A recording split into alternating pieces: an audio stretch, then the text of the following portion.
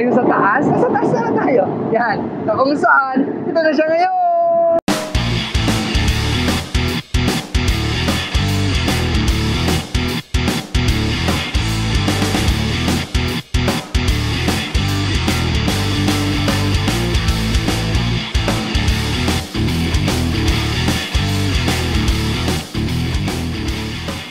At ulit, kung papasin nyo, ito yung kaunang-unang video ko after my travel from US. Mapapansin nyo sa unang video to.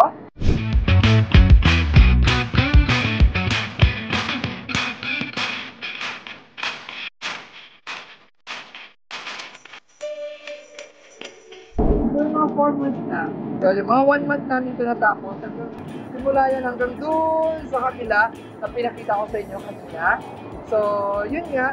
Lagi ko sinasabi sa inyo na pag nagpapalit tayo ng tubong, kailangan ay siguraduhin natin na yung ating framing ay makulayan o pinturahan. Nakita ko sa previous video ko yan. 4 months ago nga tayo hindi nakapag-video na dito. So, ito na siya ngayon.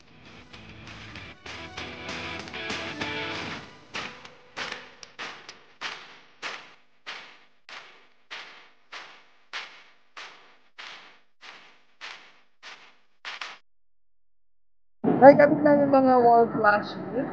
Yung mga wall flashing natin. Naka-include sa semento.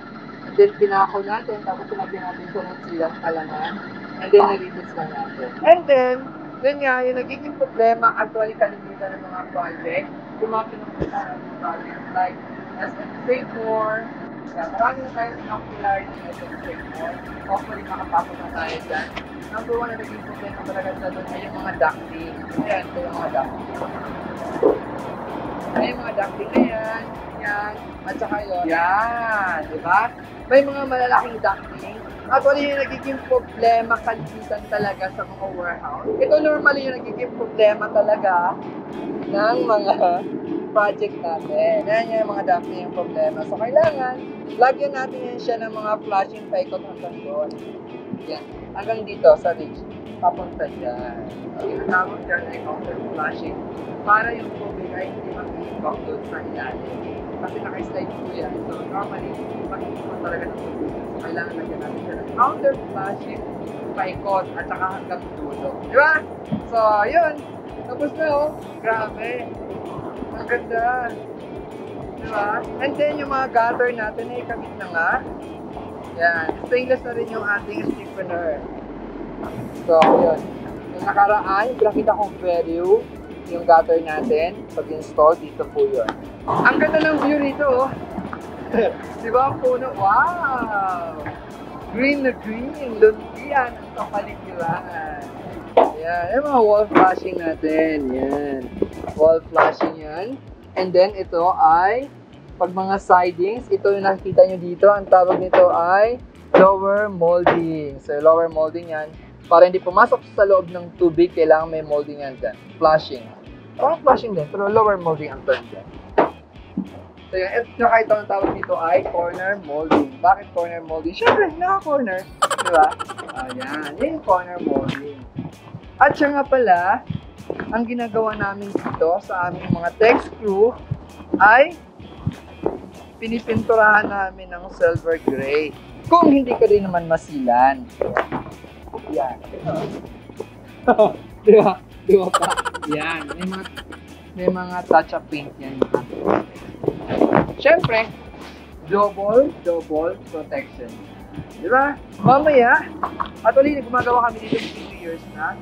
Mga building doon sa kabila. At saka dito. 2-3 years na kami gumagawa dito. Finally, matatapos na kami ngayon. May ginagawa na natin yung kanina, yung guardhouse. Yung muna natin pinuntahan.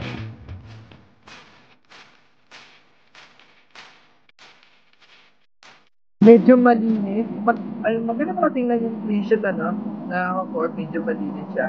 Tapos ginawa natin yan flashing light. Kasi supposed to be, I suggest na lip-tech sana ang gamitin. Parang malinis talaga tingnan. Which is malinis talaga tingnan pag lip-tech. Dahil ginawa natin dito sa kabilang project.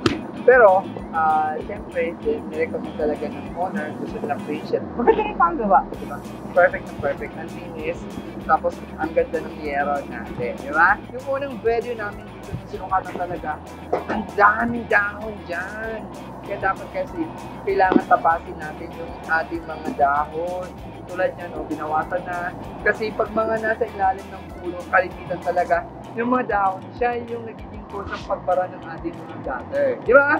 Tinatanggalan niya ng dahon. Diba? Diyan na nga nagtatapos yung video ko at maraming salamat sa inyo. Again, I'm from Castillo Casper Roofing at like nyo lang tatandaan. Simulan man, marawat umagyo, ang Casper Roofing ay laging dyan. Please visit www.casperroofing.ph or Casper Steel Roofing Incorporated in our Facebook page. Take care of your life video. Bye!